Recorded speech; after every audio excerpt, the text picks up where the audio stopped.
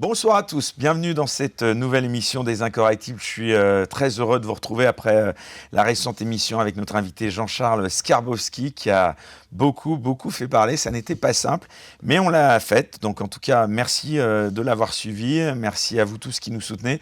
Vous êtes chaque semaine de plus en plus nombreux à nous soutenir, donc soyez ici remerciés. Alors pour cette nouvelle émission, eh bien, un invité encore une fois singulier, une figure singulière, oui ça on peut bien le dire, connu autant pour son parcours atypique que pour son franc-parler. Il est co-directeur d'un établissement de nuit à Rennes et il est auteur également. Il vient de publier un nouvel ouvrage qui cartonne puisqu'il est dans les différentes catégories numéro 1. Donc c'est vous dire comme on est donc heureux de le recevoir. Dans ce nouveau livre choc, il nous plonge dans plus de 30 ans d'expérience au cœur du monde de la nuit, un univers où se croisent des communautés opposés parfois, en tout cas au code parfois opposé, mais aussi un territoire qu'il a appris à maîtriser, souvent avec fermeté. Bien sûr, il va nous en parler, mais nous parler aussi de son parcours. Alors dans ce récit, on peut le dire autobiographique, en tout cas, il dresse un constat sans concession d'une France qu'il voit sombrer dans une sauvagerie grandissante, tout en esquissant souvent des solutions tirées de son vécu. On est donc ravis de le recevoir. Bienvenue, le Jarl. Merci Eric de m'avoir invité. Ah, merci à vous. C'était pas simple parce qu'en effet, on le dit, vous habitez à Rennes. On ne va pas donner votre adresse, mais en tout cas, voilà, on voulait vous recevoir depuis longtemps dans cette émission. Donc merci d'avoir enfin accepté. Et puis alors, on peut le dire, vous êtes au cœur de l'actualité, en particulier ces derniers jours. Alors on va revenir sur cette actualité, mais avant cela, c'est un petit peu la règle de cette émission, l'usage de cette émission. Dans un premier temps, on parle de l'invité, un petit peu de son parcours et puis évidemment de ce livre qu'on va mettre en illustration. Ça va mal finir depuis la nuit des temps. Tout est question de territoire, paru aux éditions Nimrod. Alors première question tout d'abord, est-ce que je vous ai présenté succinctement, rapidement, comment est-ce que vous vous présenteriez-vous si vous deviez vous présenter face caméra, voilà, seul? Seul, c'est difficile parce que je me présente rarement finalement, mais voilà, moi j'ai l'impression d'être quelqu'un de normal. En fait, les gens me mettent sur un endroit pas normal et moi j'ai plutôt l'impression d'être quelqu'un normal qui a vécu une vie avec plein de choses de différence entre les entreprises, les succès, les échecs, les choses incroyables que j'ai vécues. Mais j'ai pas l'impression pourtant de sortir du lot. Donc parfois j'ai l'impression d'être un peu un intrus quand les gens me reconnaissent dans la rue maintenant de plus en plus. C'est un peu difficile pour moi en vrai. Je pense que j'étais pas préparé à ça à la base. Voilà. Mais en tout cas, vous y prenez goût quand même ou pas? Ça dépend des fois. Sur le genre d'actualité dernièrement, par exemple, là, je m'en serais bien passé. Mais malheureusement, comme par hasard, d'ailleurs, la semaine où sort donc votre nouvel ouvrage. Il y a quand même des gens, là, j'ai reçu des messages encore hier, des gens qui pensent que j'avais tout préparé, que tout était fait. C'est fou, hein, les gens racontent des trucs. Ouais. Non, j'avais pas tout préparé, je l'ai subi. On a été une victime d'une situation très compliquée à gérer. Et ce qu'il y a d'incroyable, c'est que ce qu'on a subi, on a fait un livre prophétique. Vraiment, parce qu'en fait, on le disait avec mon éditeur encore ce midi au restaurant, tout est marqué dans le livre. Pendant un an, on a écrit et tout est arrivé. Tout est marqué. Et c'est ça qui est incroyable, en fait. Alors, on va plutôt, en effet, je comptais en parler dans un deuxième temps, mais finalement, comme vous venez de l'aborder, on va revenir à cette actualité avant de parler de votre livre et puis de votre parcours. Qu'est-ce qui s'est passé exactement? C'était dans la nuit du 8 au 9 mars, aux abords de votre établissement. Racontez-nous pour ceux qui n'auraient pas vu les différentes émissions auxquelles vous avez participé ces derniers jours. Voilà, en faisant rapidement, c'était un événement qui finalement n'aurait même pas dû avoir de prendre autant d'ampleur, parce qu'en réalité, nous, on n'y pouvait rien. Il y a des jeunes qui ont investi un bâtiment désaffecté sur le haut de la discothèque où on travaille, qui sont des anciens cinémas. Et ils sont rentrés dedans pour y faire une fête clandestine, illégale, une rave party, une free party, on peut l'appeler comme on veut. Organisé par des militants quand même d'extrême gauche, hein, ça on peut le dire. Organisé par, alors à ce moment-là je ne le savais pas, je l'ai découvert après, mais sur le coup, pour nous c'était des jeunes qui rentraient à l'intérieur, ils avaient tout installé dedans mais on n'avait rien vu. Des riverains nous ont prévenus. À Rennes, il y a une particularité, c'est qu'il y a une loi par la mairie, j'en parle d'ailleurs dans le livre, avec plus de détails, qui interdit les attroupements sur certaines zones. Et dans notre zone, la loi, le décret de loi fonctionne. Donc on ne peut pas s'attrouper, c'est interdit. Et là, donc, on est allé voir ce qui se passait. Effectivement, c'était plus qu'un attroupement. On s'est retrouvé devant 150 jeunes qui étaient là et qui essayaient de rentrer dans un bâtiment. Et quand on est arrivé, ceux qui étaient dedans se sont enfermés dedans. Nous, on a vu qu'il se passait quelque chose. On n'a pas vu quoi, mais on a vu qu'il se passait un truc. Jusque-là, on est resté simple. On a appelé la police et la police est venue. On a repris notre travail. À 12-13, c'est ça. Ils sont arrivés, ils sont arrivés à 13-15. Au début, ils étaient 6-7, et puis ils ont appelé des renforts. Et puis les renforts, ils étaient autant que nous, avec mon équipe de sécurité, dans l'établissement de nuit pour 1000 personnes. Et j'ai découvert... C'est pas beaucoup, quand même. C'est une catastrophe. C'est bien là le problème, en fait. Et puis nous, on continue notre nuit. Puis derrière, ils font leur truc pendant 1 heure, 1 heure et demie. Enfin, ça dure longtemps, la négociation avec les chefs, les officiers. Et puis d'un coup, ils ont décidé de gazer les jeunes pour une raison réelle. Ils ont bien fait, quoi, parce qu'ils se faisaient canarder de bouteilles. Donc ils ont répondu... Des bouteilles en verre, des bouteilles en verre, ouais. Ils ont répondu par des bombes lacrymogènes, mais vous savez, les grenades. Les voies d'aspiration, parce que dans un cinéma, il y a les voies de flux d'air nouvelles qui renouvellent l'air, qui attrapent l'air de dehors et qui font rentrer dans le ciné, puis ça tourne. Là, les voies d'aspiration, elles ont pris le gaz, elles l'ont monté dans la salle où les jeunes étaient tous. Il s'est passé quoi ? Un mouvement de foule à l'intérieur. Ils ont voulu sortir. Ils sont sortis par les issues de secours, mais pas du côté où il y avait la police. Ils sont sortis par les issues de secours où nous on était, c'est-à-dire l'entrée de la boîte. Et là, ils arrivent à 20 mètres de la porte de la boîte. Vraiment, ils sont en face. Et puis, sans rentrer dans les détails, il s'est passé ce qui devait se passer, c'est-à-dire que certains, ça s'est très bien passé, ils s'en allaient, mais il y a eu énormément de monde, 200, 300 personnes, il y avait à l'intérieur de la salle. Mais nous, on n'avait pas quantifié ça.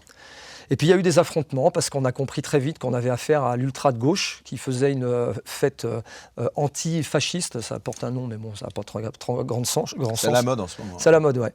Et puis, évidemment, des agents de sécurité, le Jarl qui était là, le Jarl, le méchant Jarl.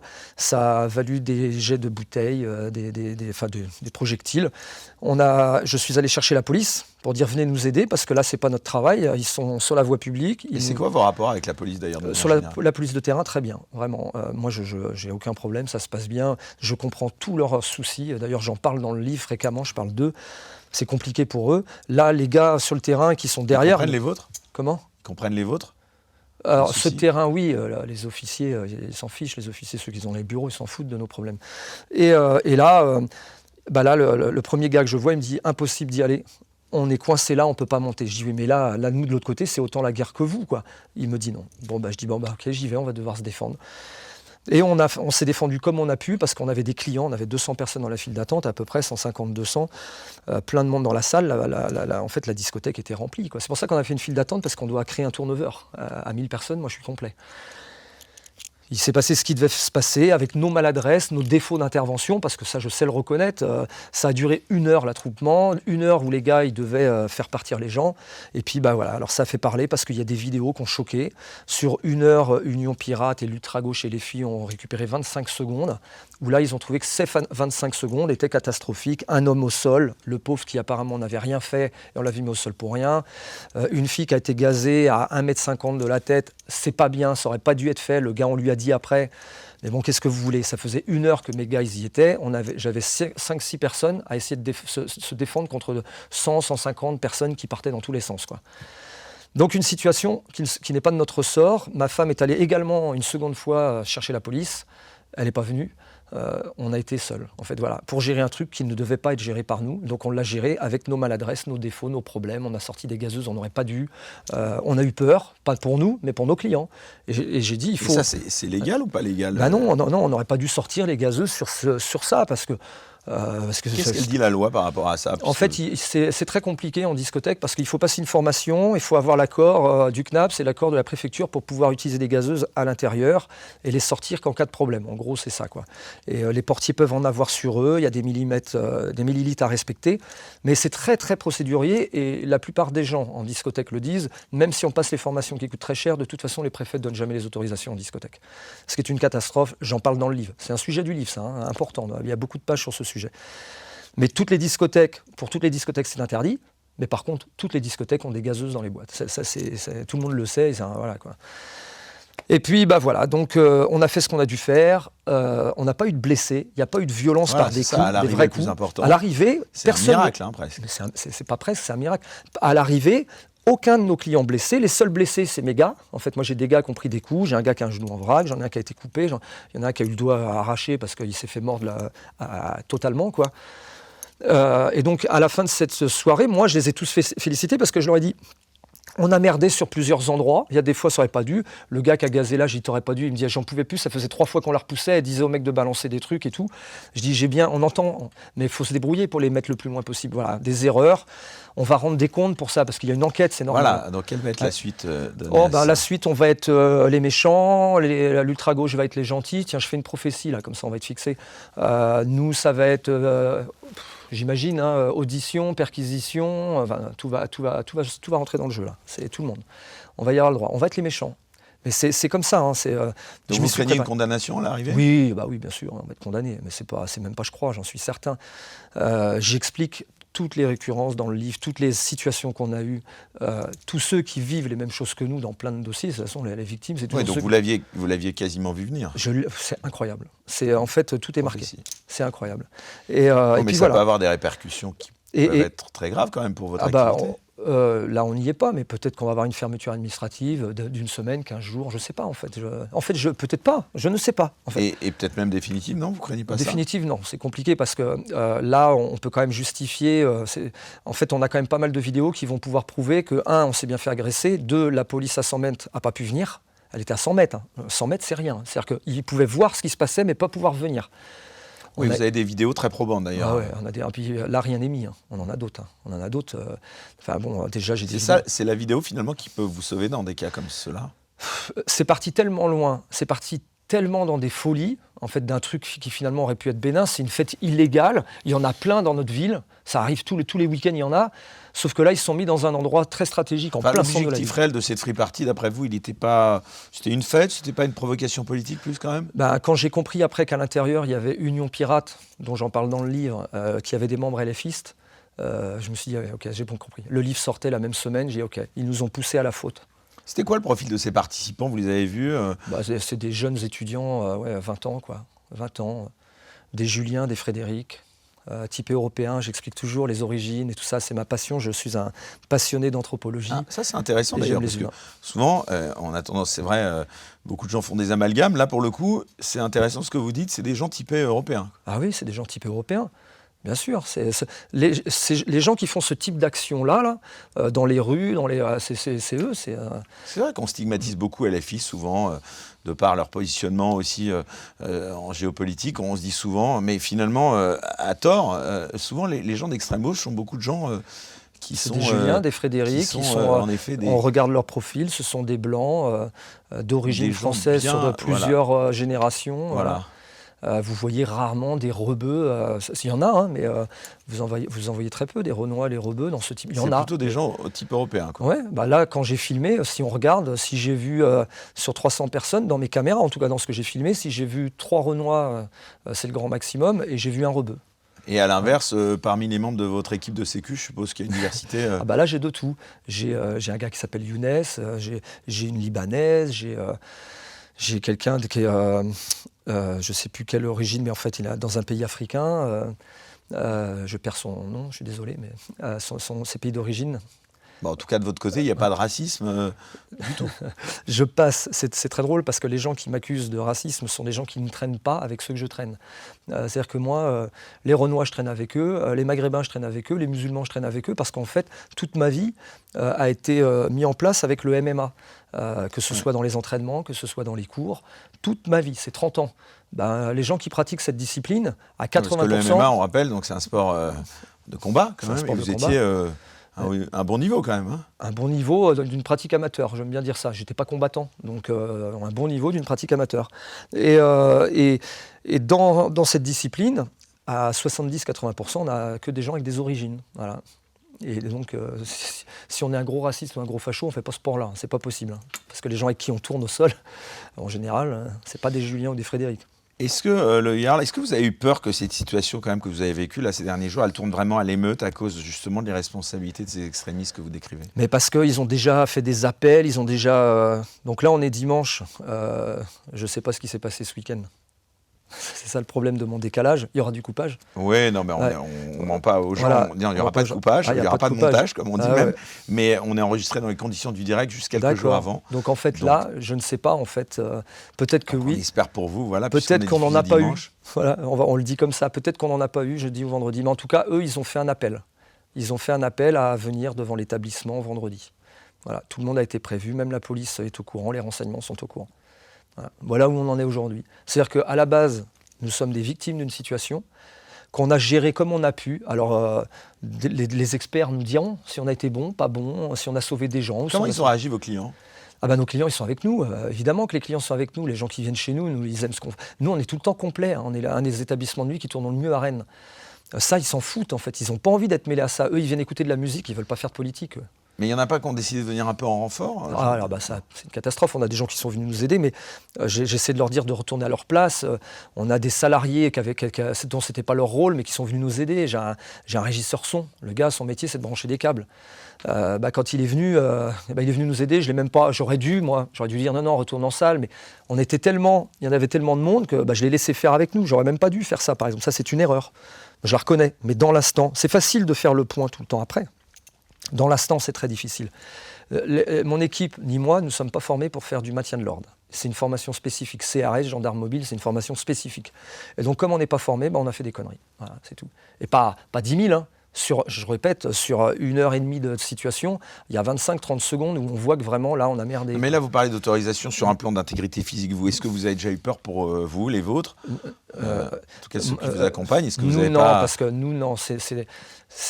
Moi, déjà, j'ai l'habitude. Je pense que je l'explique bien dans le livre. En fait, c'est des situations dont j'ai l'habitude, puisque je les vis depuis que je suis gamin. Donc, les situations de violence, c'est pas ce qui m'inquiète. J'ai pas peur, en fait. C'est pas ça qui me... Moi, j'ai peur pour les autres. En fait, je me lève le matin. Toute ma vie, j'ai passé ma vie à aider les gens et à protéger les gens qui m'entourent.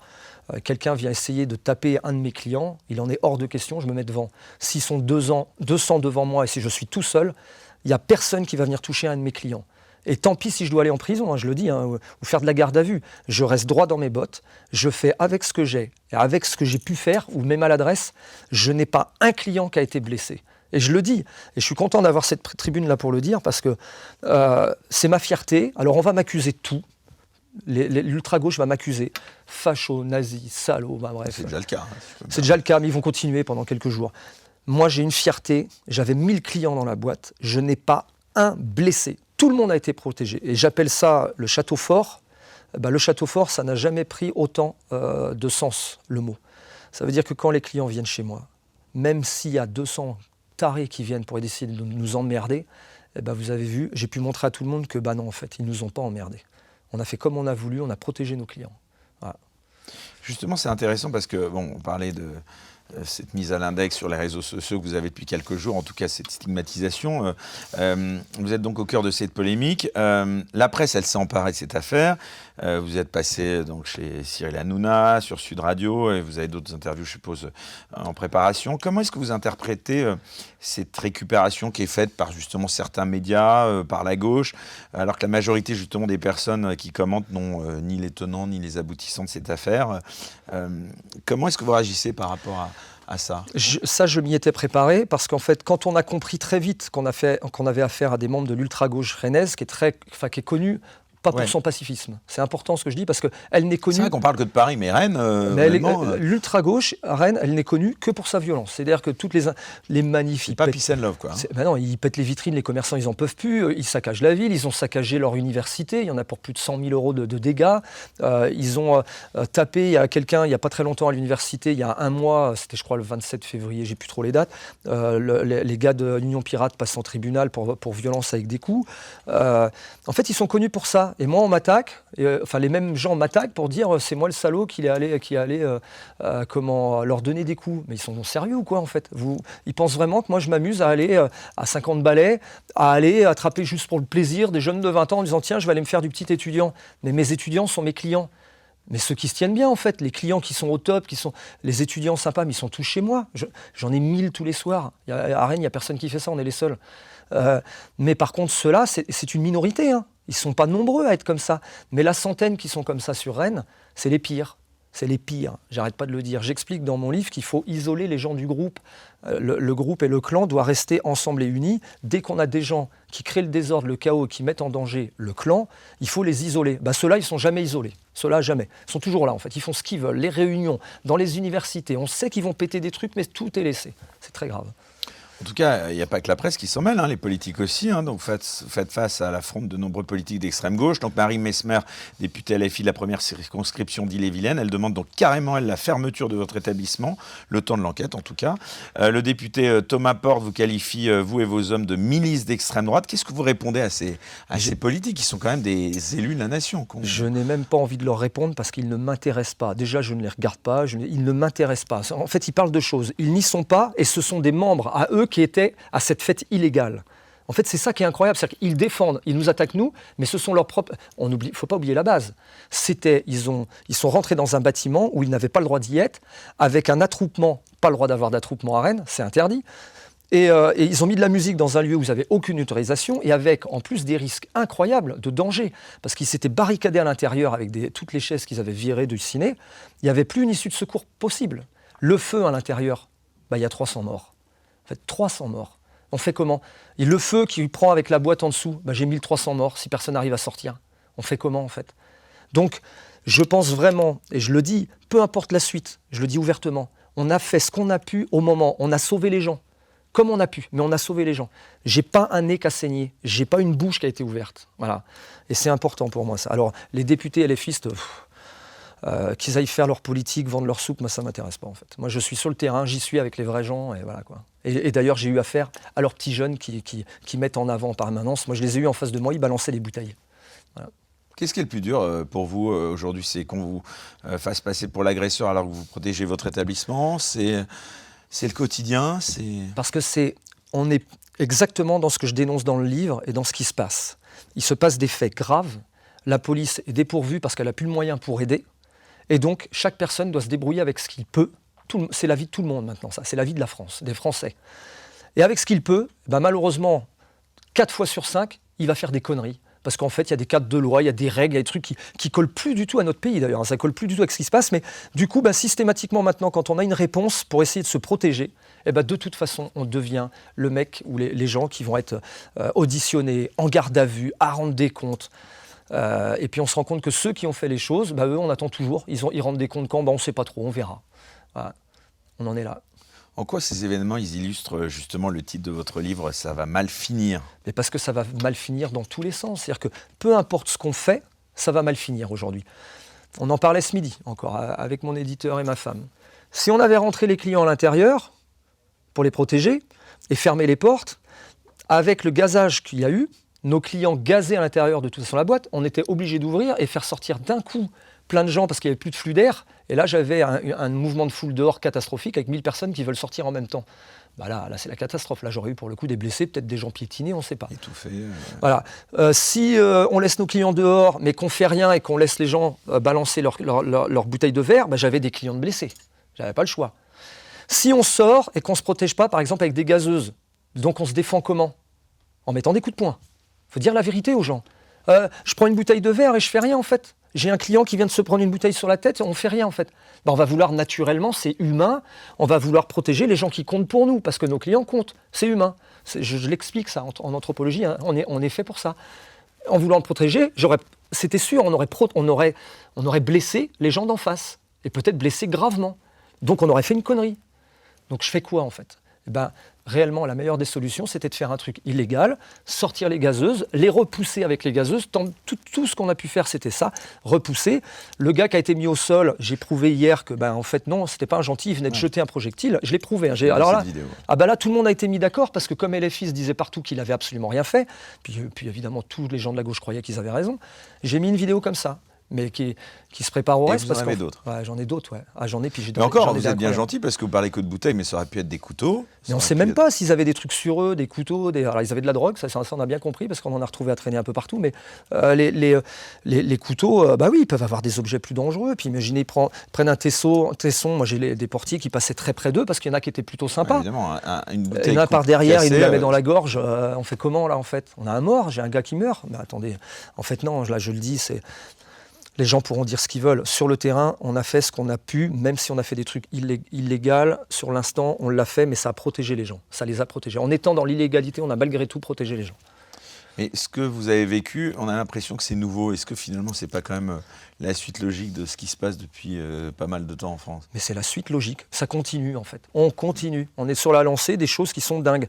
Jamais, en 30 ans, je n'ai jamais vu un mouvement antifasciste venir se mettre devant une boîte en fait. J'ai jamais vu ça, moi ça n'existait pas en fait. Si t'aimes pas la boîte, t'y vas pas. C'est complètement con en fait. Alors que cette boîte, elle accueille tout le monde aussi. C'est la boîte la plus multiculturelle de Rennes. Je suis le seul à faire rentrer des mecs qui peuvent rentrer nulle part. Tout le monde le sait à Rennes. Je le montre en vidéo tous les week-ends, mais ils le savent tous. Les Rebeux et les Renois qui viennent chez moi, ils hallucinent, ils sont morts de rire de ça. Ils disent, mais attends, toi tu nous fais rentrer, tous les autres ils veulent pas de nous. C'est incroyable. J'ai des vidéos qui vont sortir, si on me demande de les sortir, où je vais montrer comment eux ils filtrent leur porte à l'entrée, derrière quand ils ont fait la fête, et comment nous on la filtre. On va voir qui sont les racistes et les fascistes. Là, je vais faire tomber du monde. Là, les gentils gens, comment on appelle ça, antifascistes, il va falloir qu'ils m'expliquent pourquoi il y a des gens qui n'ont pas eu le droit de rentrer, eux. Quand ils ouvraient la porte, ils avaient un portier. Hein. Ils avaient un mec qui ouvrait, qui faisait rentrer la foule. Il va falloir qu'ils m'expliquent comment ils ont fait leur filtrage. Ça m'intéresse, parce que j'ai des vidéos où on le voit faire. Ça m'intéresse. Hein. Donc là, pour l'instant, je n'ai pas encore diffusé tout. Mais à un moment donné, ça sortira. De toute façon, le passé joue pour vous. Ça fait combien de temps que vous faites ce métier et que vous avez cette discothèque? Moi, elle n'est pas à moi. Il y a un propriétaire des lieux qui s'appelle Sébastien. Et nous, on est à la direction. On est des salariés. Mais enfin, ça fait combien de temps que Depuis 2021. Donc ça fait quand même quelques années. Oui, on la connaît par cœur. Tout le monde nous connaît. Elle n'est pas connue pour des faits de violence cette non, semaine? Elle est connue justement pour l'endroit le plus safe de Rennes. On a pacifié l'endroit parce qu'avant, il y avait plein de dealers, il y avait plein de MNA. C'est l'histoire du livre. Hein. On explique plein d'anecdotes sur la dalle. C'est ce qui plaît d'ailleurs le plus à tous ceux qui l'ont lu. Et donc évidemment qu'on a fait un gros travail sécuritaire sur le lieu, parce que quand on est arrivé, par contre, c'était la jungle, c'était un truc de fou. Il se passait des trucs tous les week-ends et tous les soirs. Et puis, de mois en mois, on a trouvé des solutions. Voilà. Et en les trouvant, c'est ce qui a amené à faire un livre, pour expliquer comment, à un moment donné, on a trouvé des solutions pour pacifier un endroit qui était considéré comme dangereux. Voilà. Et puis, visiblement, ça n'a pas plu qu'on rende ce lieu pacifié, puisque des gens de l'ultra-gauche se sont dit, non, nous, on va le dépacifier, nous, on va aller foutre le bordel là-bas. Voilà ce qui s'est passé. C'est ça la vérité, en fait. Vous voyez dans ces militants le symptôme d'une France qui perd ses repères, comme vous l'écrivez? Ah non, leurs repères, non, ils les perdent pas. Eux, ils ont une idéologie de dingue, ils perdent pas leurs repères sans se rendre compte que la France, elle a changé. Et eux, ils restent dans leurs repères. Non, mais la France, elle a changé. Vous vous trompez, en fait. Mais c'est pas grave. C'est-à-dire que plus ça va aller, plus ils vont être minoritaires, parce que c'est ce qui se passe, et plus les gens prennent conscience qu'il y a un problème. Quand le groupe, quand le clan, ça, on a toujours fonctionné comme ça. Vous savez, on fait des... C'est 70 000 ans d'histoire, l'humanité. On est une paille sur la planète. La planète, c'est des millions d'années. On est arrivé il n'y a pas longtemps. On fait les malins, mais on ne devrait pas. 70 000 ans, donc on fonctionne toujours en clan. C'est pour ça que je dis tout est question de territoire depuis la nuit des temps. On a tous un clan. Ça commence par la famille, par la ville, par le pays. Voilà. On a tous un clan. Eux, ils se sont forgés un clan. Un clan dans un clan. Mais ce qui doit compter, c'est le clan majoritaire. C'est ça qui doit compter, parce que c'est ce qui sauve le peuple. Quand la majorité du clan est dominante et décide d'une structure, elle est toujours bonne parce qu'elle est faite pour protéger le groupe. La majorité, c'est les humains, ils ont toujours fait ça. La majorité a toujours protégé le groupe, parce qu'il veut vivre, il veut exister, il ne veut pas disparaître, le groupe. Et il y a toujours eu des petites minorités à s'installer dans le groupe, à essayer de foutre le bordel, à ne pas être d'accord pour la survie du groupe. Ces gens-là, pendant 70 000 ans, on les a toujours éliminés. Alors avant, avec les trucs graves, quand dans un village, il y en a un qui faisait le con, qui mettait un coup de couteau dans le cou, on ne mettait pas 2 secondes à comprendre qu'il fallait l'isoler du groupe et dire, bon, lui, on va l'isoler parce qu'il est en train de tuer des gens chez nous, dans notre clan. Et quand je dis isoler, il se faisait tuer, il ne faut pas rêver. Hein. Et puis en vieillissant, vieillissant, c'est pas le terme, mais en avançant avec les années, milliers d'années, on s'est pacifié, on s'est civilisé, on a changé les méthodes. Pendant une période, ça marchait plutôt bien un peu partout dans le monde, puisqu'on avait compris qu'à un moment donné, on tuait les gens quand même, puis après on a arrêté de les tuer, on s'est dit on va les enfermer longtemps. Jusqu'à un moment donné, tant qu'on réussissait à isoler les gens dangereux, le clan tient. Là, on a un gros problème. On n'arrive plus à isoler les gens dangereux. Et je le dis dans le livre, ils nous les laissent tous dehors. Et on est là. Et comme ils nous les laissent tous dehors, on fait quoi? Les gens comme moi, les gens comme vous, ils n'ont plus d'autre choix que de dire, faut bien que je survive, moi, dans le clan. J'ai rien demandé, quoi. Moi, je veux juste survivre, moi. Je veux aller travailler, je veux pouvoir payer ma nourriture, être un peu tranquille si je m'installe dans la télé et puis regarder ce que j'ai envie de regarder. C'est ça, quand on ne nous l'enlève plus. Mais je demande juste la sécurité, la tranquillité. Tous les gens normaux veulent ça. Et en fait, dès qu'il y a des gens dangereux, ils restent dehors. Ils sont dehors, on les a avec nous. Ça n'a jamais existé, ça, dans l'humanité. Ça, les gens dangereux pour le clan ont toujours été mis à l'écart. Tout le temps, par différents moyens, mais c'est la règle. C'est plus le cas. Il se passe quoi quand c'est plus le cas ? La majorité qui commence à se rendre compte qu'elle n'est plus en sécurité, c'est ce qui se passe en France, là on est en plein dedans. Ils en ont ras-le-bol. Et à force d'en avoir ras-le-bol, au début on appelle la police. Quand la police venait, ça allait. Et là, la police, la pauvre, ils n'ont plus de monde. C'est pas de leur faute, hein. Mais ils n'ont plus de monde. Quand on les appelle, c'est compliqué. Quand nous on appelle la police, ils viennent à 15. Mais c'était annoncé dans le livre. C'était annoncé, c'est incroyable. Ils viennent à 15. Ouais, mais attendez, ils sont 150, 200 là, dehors. Ah, mais on n'est que 15. Non, mais c'est le monde qu'on utilise, nous, quand on a 1000 personnes. Vous vous rendez compte ? Voilà, il se passe des dingueries. Voilà. Ça, c'est l'histoire des gens en France maintenant. Vous êtes chez vous, vous faites agresser chez vous, répliquez pour vous défendre, parce que la police ne va pas arriver, elles n'ont pas le temps. Si vous êtes en campagne, par exemple, la gendarmerie, les pauvres, ils vont mettre 25 minutes à arriver chez vous. C'est pas de leur faute, hein. J'insiste bien, j'attaque pas moi les services d'ordre d'État, parce que moi, je les comprends, moi, je suis avec eux, parce qu'ils ont un grave problème, quoi. Vous faites quoi chez vous ? Vous allez vous défendre ? Pourtant, c'est votre clan, c'est votre territoire. C'est votre territoire. Quand on vient rentrer dans votre territoire, depuis la nuit des temps, on a toujours bien défendu notre territoire, et tous les autres du groupe comprenaient que c'était normal. Plus maintenant. Maintenant, quand vous défendez votre territoire, avec votre femme et vos enfants dans la maison, si vous avez le malheur de vous défendre, et puis que c'est vous qui tuez la personne, c'est vous qui allez en tôle. Mais il est rentré dans votre territoire, bordel. Vous n'avez pas demandé à ça, vous n'avez rien demandé. Vous avez juste protégé. On a inversé tout est inversé. L'échelle de nos valeurs. Tout est inversé. Et c'est ce qui est en train de mettre en danger gravement un pays. Parce qu'à un moment donné... C'est l'agressé qui devient l'agresseur. Ouais, c'est exactement ça. L'agressé devient l'agresseur. Et c'est pareil pour tout, en fait. C'est devenu pareil pour tout dans tout ce qu'on fait. Est-ce qu'on peut dire que cette affaire, elle va donner plus de poids à votre message, justement, sur la nécessité d'un retour à l'ordre ?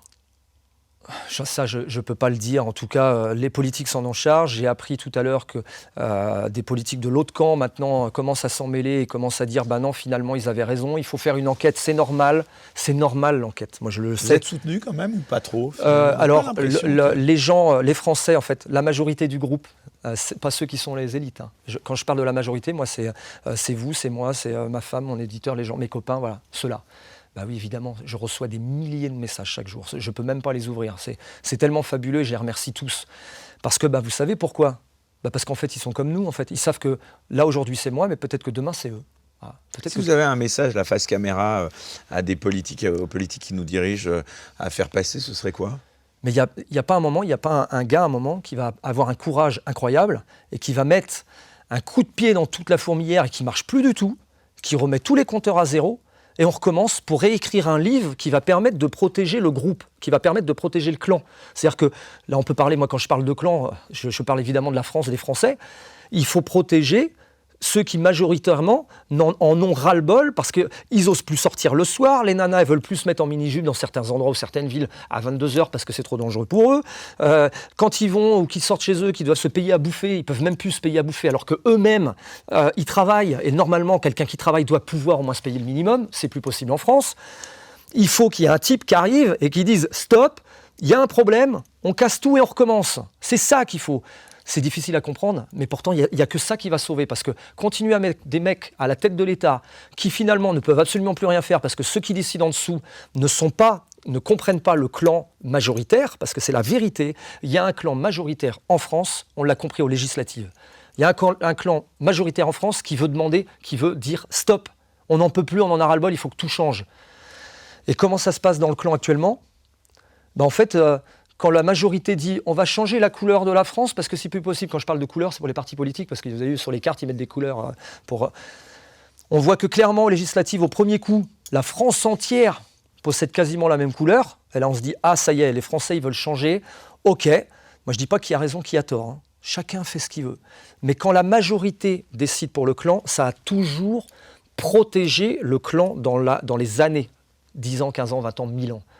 Parce que le clan n'est pas débile, il veut survivre. Ça a toujours fonctionné comme ça. Et pardon, Le Yarn, mais vous parlez de clan, de groupe. Là, j'aimerais que vous soyez un peu plus précis. Je ne vous demande pas forcément de donner vos opinions politiques, mais vous voyez bien où les gens veulent vous enfermer. C'est-à-dire qu'aujourd'hui, pourquoi je vous demandais si vous vouliez apostropher des politiques, savoir si, je ne sais pas, est-ce que Bruno Retailleau, au ministère de l'Intérieur, c'est plutôt une bonne chose ? Est-ce que le Rassemblement national vous soutient ? Est-ce que ce camp national qui devrait défendre les valeurs que vous prenez, est-ce qu'il est derrière vous ou pas ? tous les clans droitards, je vois que ça va. Il y en a qui n'osent pas parler pour l'instant en public, mais ils m'envoient des messages. Je dis droitard, ça va. Vous en avez qui oui, vous bien soutiennent sûr. derrière, mais oui. Pour l'instant, ils n'osent pas prendre encore la parole parce que, évidemment, il y a une enquête. Donc, quand il y a une enquête, mais voilà. Mais moi, je dis à tout le monde, mais attendez, on va être accusés dans l'enquête. Vous allez voir, on va être les méchants. On avait des armes, on va être les méchants. On va être les méchants. Donc, c'est peut-être à cause de ça qu'ils ont peur, justement. Oui, bien sûr, c'est normal. En fait, ils font pas partie de notre monde, notre milieu. Je comprends. Non, mais c'est intéressant parce que c'est là qu'on voit le courage des gens aussi. C'est de voir. Moi, j'avais même sur les réseaux sociaux, on peut le retrouver. J'avais soutenu des policiers qui avaient été agressés. Je me souviens, je crois que c'était à Nice, et je me souviens que j'avais un peu pris à partie des politiques qui me disaient non, mais attends, faut savoir, faut attendre le résultat de l'enquête. Mais ça, finalement, c'est pas à ce moment. Là, dans quelques mois, que vous aurez besoin de soutien, le soutien dont vous avez besoin, il est maintenant. Il est au moment où justement tout le monde vous tombe dessus. Est-ce que vous n'êtes pas déçus? Est-ce qu'il n'y a pas des gens qui finalement sont là devant les caméras à beaucoup se déployer, puis finalement quand il s'agit d'être soutenu, il y a un peu moins de monde, quoi. J'ai exactement tweeté ça ce matin. Il y a une première personne qui a pris la parole, qui s'appelle Charles Compagnon à Rennes, qui est dans l'opposition de la mairie rennaise, qui a enfin pris la parole et qui a dit hop, stop, on va quand même regarder ce qui se passe et essayer de comprendre, parce que là, le premier problème, c'est qu'il y a quand même une organisation bizarre qui s'est installée dans un endroit interdit. Et là, plus personne n'en parle, on parle que du Jarl. Alors que la base essentielle auquel le Jarl va devoir rendre des comptes sur sa façon de faire, mais la base initiale, c'est peut-être s'intéresser quand même comment on en est arrivé à ça, d'avoir une free party en plein centre d'une grande ville de France. Ça n'était jamais arrivé, c'est la première. Je ne suis pas déçu quand même parce que je suis plus proche du peuple normal que des élites élues. Donc je crois plus au peuple normal. Et là, pour l'instant, le peuple normal qui est dans le clan, qui veut que tout s'arrête, ça va, ils me suivent, quoi. Alors, le Jarl, on va parler bien sûr de ce livre, qui est donc, je le rappelle, numéro 1. Ça, déjà, ça dit beaucoup de choses dans quasiment toutes les catégories sur Amazon. Comment vous expliquez ce succès ?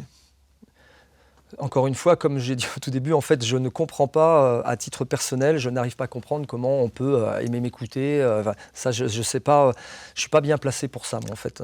Après, je pense que les gens se sentent touchés. Vous n'êtes pas né cette semaine, ça fait plusieurs quand même. Ah oui, ça fait mois, des mois, ça fait 2 ans maintenant qu'on me reconnaît dans la rue partout. Je prends le taxi, on me reconnaît. Je vais dans un bar, on me reconnaît. Enfin voilà, je fais avec. Les gens sont tous sympas et tout. Je fais avec, mais je suis pas, à la base, j'étais pas prédestiné à ça, je m'en rends compte. Mais c'est pas très grave. Les gens ont besoin de soutien, ça je m'en rends compte. Et moi, j'aime aider les gens. Les gens ont besoin de repères, ils ont besoin de, ça je l'ai compris, ils ont besoin de quelqu'un qui parle et qui avance des choses où ils ont l'impression justement que dans leur clan, ils sont pas tout seuls. Et quand on parle de sécurité en ce moment, puisque c'est vraiment mon sujet, en ce moment en France, il y a quand même une très grosse majorité qui souhaite qu'en sécurité, il se passe quelque chose en France pour la sécurité. C'est une très très grosse majorité. Je crois que c'est 80. Je peux les chiffres à regarder. Je pense que c'est avant la préoccupation de savoir si la Russie est notre ennemi ou pas. Ah bah oui, là c'est carrément avant. Enfin. En termes de priorité, des urgences. Priorité importante. Là, c'est la sécurité. Avant d'aller.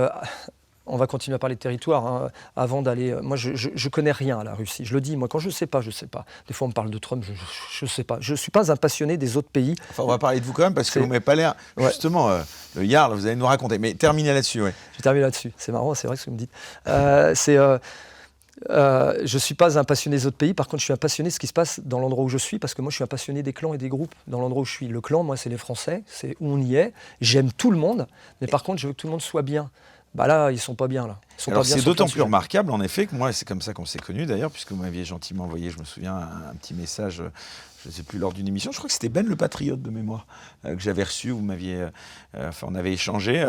Bon, le Jarl, il vient d'où le Jarl parce que le Jarl... Ouais, c'est un surnom, votre prénom. Je ne vais pas donner tous les détails, mais c'est écrit dans mon livre. Ouais, et on explique toute l'histoire. On ne va pas spoiler tout votre livre. On ne va pas le spoiler, mais à la base, c'est ma femme qui me l'a donné parce que c'est un truc incroyable. C'était un peu du hasard. Non, vous êtes de quelle origine? Vous êtes parce que vous parlez des Français, mais finalement... Le Jarl, c'est scandinave. Ça veut dire, c'est surtout parce que ça veut dire le chef de guerre. Voilà. Ouais. Et il n'y avait pas d'identité comme ça en France. On trouve pas cette... J'adore les symboles. Je suis un passionné. Mais vous-même, vous avez des origines... Mon papa est croate. Voilà. Donc, mon papa est croate. On y vient. Vous n'êtes pas un Français de souche, comme non, je ne suis pas du tout un Français de souche. Mon papa est croate, ma mère est française. Je suis né à Saint-Malo, dans des murs qui protègent un territoire. Et croate, vous vous sentez autant croate que français? 50-50. J'aime la Croatie, j'aime ce peuple, voilà. J'aime mon père, j'aime ma famille croate. Et donc, je n'ai aucun problème avec ça. Par contre, Je suis né en France, je vis avec des Français.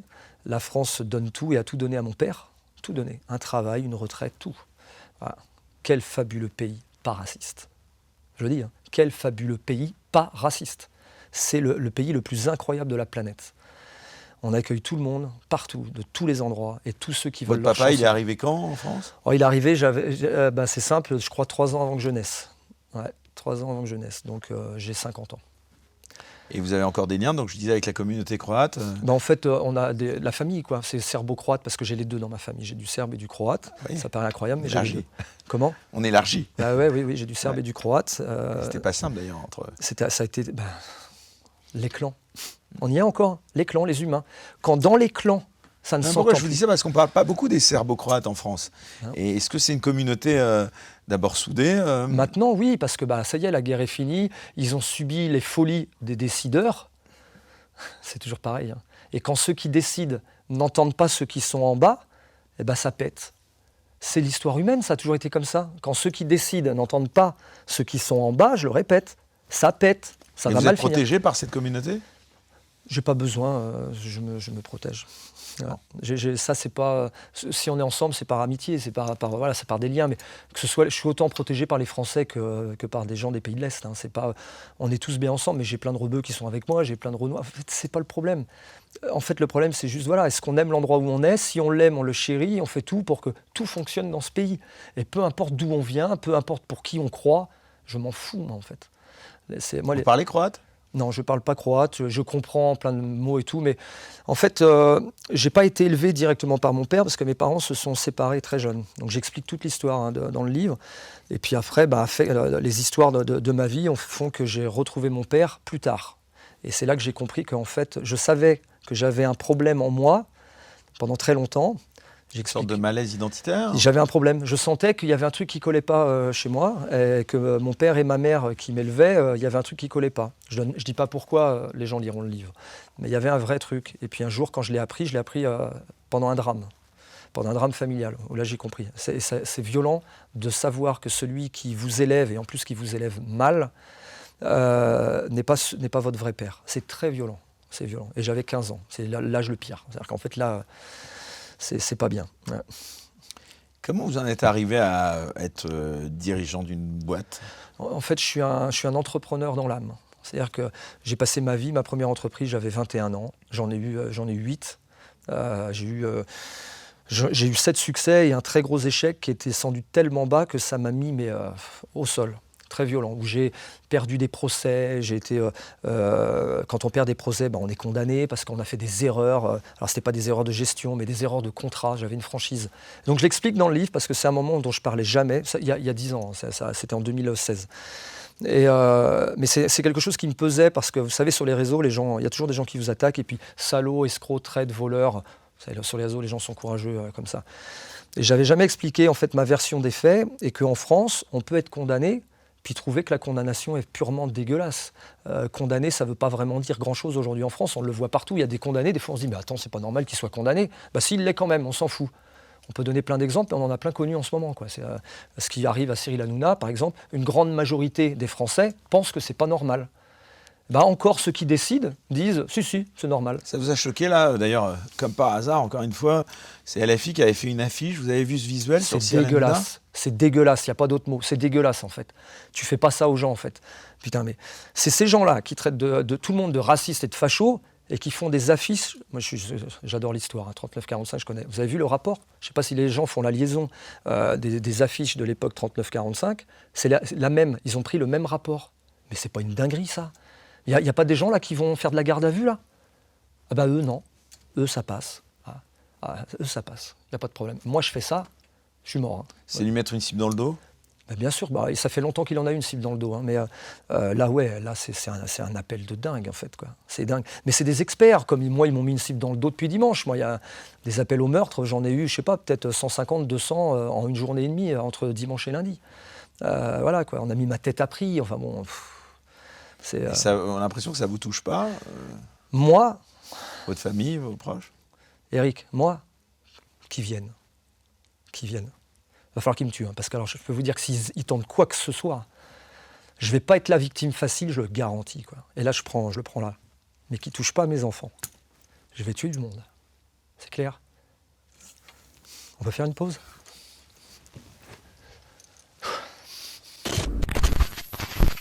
Voilà, vous tous qui nous suivez, je me sens obligé de vous dire ce qui vient de se passer, puisque j'avais dit il y a quelques instants, justement, dans cette même émission, qu'on ne faisait aucun montage. Je le maintiens, on ne fait aucun montage. C'est-à-dire que tous les propos qui ont été tenus face caméra seront diffusés. En revanche, voilà, on a fait, je crois que c'est la première fois depuis que je fais cette émission, que j'ai fait une pause suite à un besoin, on va dire, d'émotion éditoriale par rapport à un sujet sensible. Donc, en effet, ce que je vois là, le Jarl, c'est que je vous demandais si en effet vous n'étiez pas touché par ce qui se passait, on sentait que non. Et puis il y a eu quand même ce sujet que tout le monde peut comprendre, c'est quand on touche, en tout cas qu'on peut menacer l'entourage, les enfants. Là, ça atteint... On protège son clan, c'est la base, tout est marqué. On protège. Et là, ça fait plus rire du tout, quoi. Ça fait plus rire du tout. Et je suis prêt. C'est ce que je veux dire. Je suis prêt. Je vais rendre des comptes s'il faut. Il y a la justice et tout. OK pour ce qu'on a fait. Mais contre, ça veut dire que vous avez eu des menaces sur vos proches, c'est ça ? Non, stop. Ouais. Mais il n'y a pas que moi. Hein. Des salariés. Nos salariés. Dans nos salariés, il y a eu des menaces de mort, quoi. Non mais attendez, on va où là ? Ça va où là, l'Union pirate, l'ultra-gauche ? On va jusqu'où là ? Ça va atteindre quoi comme proportion en fait ? Il va y avoir un mort ? C'est ça qu'ils attendent en fait les politiques ? Parce qu'à un moment donné, ça va, les annonces électorales et les gens, que ce soit n'importe qui, tous les partis. Mais à un moment donné, ça va, mais il y a la vraie vie, en fait. Il y a les choses, il y a les réseaux, puis il y a la vraie vie. Et à un moment donné, il faut s'arrêter, en fait. Il faut s'arrêter, il faut faire un break. Et puis il faut dire, voilà, il s'est passé quoi, comment, on fait quoi, on protège qui ? On protège qui, on protège comment ? C'est eux qui ont besoin de protection, là ? C'est moi qui vais aller chez eux, aller les emmerder, là, ces jeunes-là ? Mais je m'en fous de moi, je m'en fous qu'ils fassent leur vie, leur truc. Moi, c'est juste, on travaille, laissez-nous travailler, foutez-nous la paix, revendiquez ce que vous voulez, mais n'emmerdez pas les gens. Voilà. Et là, aujourd'hui, c'est moi qui deviens le gars qu'on veut tuer. Mais vous êtes sérieux, quoi ? C'est ma famille qu'on veut essayer de tuer. C'est la famille de nos salariés. Mais vous êtes sérieux, quoi ? Il n'y a pas un politicien là qui va arriver, qui va dire, on arrête ? Il n'y a pas quelqu'un qui va dire, on arrête là ? Stop, on arrête. C'est nous qui devons être convoqués en audition, en garde à vue, là. Il n'y a pas un mec qui va se lever, qui va dire « on arrête ».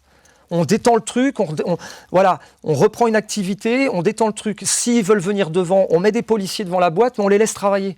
En fait, ils ne se rendent pas compte, ils rendent les gens fous, en fait. Ils ne se rendent pas compte. Et moi, je suis que le directeur. Hein. Imaginez le gérant de l'entreprise qui était présent, dans l'état où il est, le mec. Il n'a pas l'habitude de ça. Tout abandonner ? Mais on a tous envie d'abandonner. Vous savez ce que j'ai dit tout à l'heure à ma femme ? Je vais vous le dire, honnêtement, devant tout le monde, personne ne le sait. Il y a mon éditeur et ma femme. J'ai dit j'arrête. C'est bon, j'arrête. Il me fatigue. C'est tous des lâches. Tous des lâches, en fait.